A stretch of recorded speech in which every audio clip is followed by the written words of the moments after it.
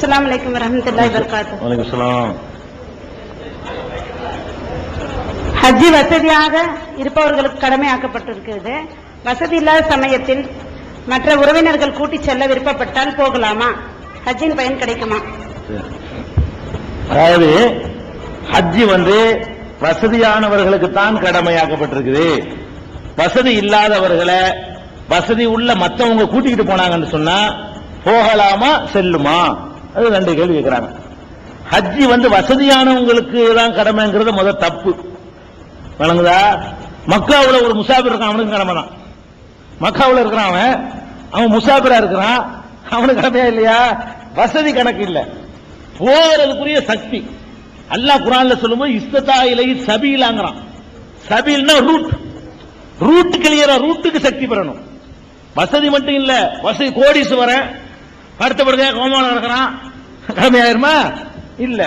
உடல் ஆரோக்கியமா இருக்கணும், போக சக்தி உள்ளவனா இருக்கணும், அதே நேரத்தில் அந்த சிரமம் இல்லாம செய்ய முடியும். அந்த எல்லா சக்தியும் சேர்ந்தது சேர்ந்து வச்சுக்கிறோம். இன்றைய இந்தியாவை பொறுத்த வரைக்கும் வசதி ஒரு முக்கியமானது. அன்னைக்கு ஒரு பொதுவான விஷயம் சொல்லிக்கிட்டா கூட நம்ம நாட்டை பொறுத்த வரைக்கும் யாருக்கு தான் முடியும்? வேலை துருத்துல இருக்குல்ல, போகணும்ல, நடந்து போக முடியாதுல, விமானத்திலான போகணும். அப்ப அது ஒரு 65,000 ரூபாயிலிருந்து 1,00,000 ரூபாய் வரைக்கும் செலவாகுது. அது வசதியான நடத்த சாத்தியமாகும். அப்படிப்பட்ட நேரத்தில் ஒருத்தங்க கூட்டிட்டு போறேங்கிறாங்க, அது கூட்டு போனா செல்லுமாங்கிறாங்க. அழகா செல்லும். கடமையே இல்லாட்டா கூட என்ன செய்யும்? செல்லுமே. கடமை இல்லாட்டா கூட செல்லும்.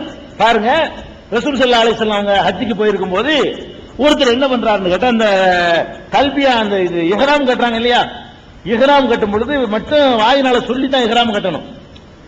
தொழுகைக்கு வாயினால சொல்லக்கூடாது, அது தப்பா செஞ்சுட்டு இருக்கிற நாவைத்து அன்னு சல்லி என்ன நம்ம சொல்றாங்க, அது மார்க்கத்தில் இல்ல. இஹ்ராம் கட்டையில வாயினால சொல்லணும். லப்பைக்க அன் ஹஜ்ஜத்தின், லப்பைக்க அன் உம்ரத்தின், உம்ராவுக்காக இஹ்ராம் கட்டுகிறேன், இன்னாருக்காக இஹ்ராம் கட்டுகிறேன் சொல்லுவாங்க. அப்ப ரசூலுல்லாஹ் அப்படி சொல்லி இருக்கிறாங்க. அப்ப ரசூல் ஸல்லல்லாஹு அலைஹி வஸல்லம் காதுல ஒருத்தர் சொல்றது விளங்குது.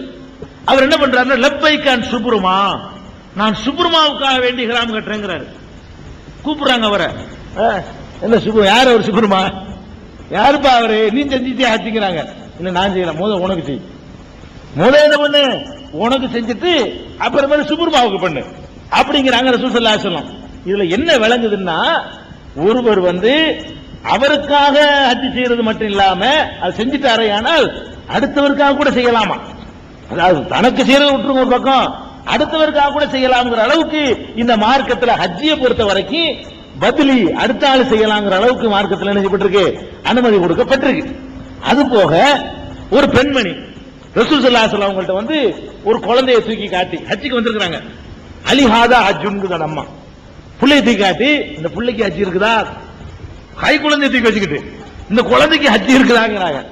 அப்ப ரசூல் ஸல்லல்லாஹு அலைஹி வஸல்லம் சொல்றாங்க, நஅம் இருக்கு, ஆனா உலகி அஜ்ருன், கூலி உனக்கு தான் கிடைக்கும், நீ தான தூக்கிட்டு சுமக்கிற. அந்த குழந்தைக்கு ஹஜ்ஜி இருக்குது, ஆனா என்ன கிடைக்கும்? கூலி உனக்கு தான் கிடைக்கும்ட்டாங்க. அதனால நீங்க ஹஜ்ஜுக்கு போங்க, செல்லு, கூட்டிட்டு போனால அவர் கிடைச்சிடும் கூலி. கூட்டிட்டு போனார், அவரும் செலவழிச்சாரு இல்லைங்க. அப்ப அடுத்தவருடைய சுமையில் ஒருத்தர் போனாரையானால் அது யாருக்கு போயிருது? கூலி அவருக்கு கிடைக்கட்டும் நினைச்சா போயிட்டு வாங்க. இல்லன்னா உங்களுக்கு கடமை ஆகும்போது நல்லா கேட்க போறாங்க, கடமை ஆட்டு உங்களுக்கு கேட்க போறது இல்ல. இன்றைய சூழ்நிலையில இன்னைக்கு அங்க நெரிசல் தாங்க முடியல, கிடைக்க மாட்டாங்க வசதி உள்ளவர்களுக்கு. அதனால 9 வச்சு 10 வச்சு போறது, இந்த மாதிரி அடுத்தாளுக்காக போறது, இந்த ஓசில கிடைக்க ட்ரிப் அடிக்கிறது, இதுகளெல்லாம் தேவையற்ற ஒரு நெரிசலை உண்டாங்க. எல்லாம் உங்களுக்கு கேட்க போறது இல்ல. கூட்டிக்கிட்டு போனா கூலி அவங்களுக்கு கிடைக்க போகுது. எதுக்கு நீங்க போனா செல்லும், பெரிய பாவம்லாம் கிடையாது, போலாம், மார்க்கம் தப்பு கிடையாது அவங்களுக்கு.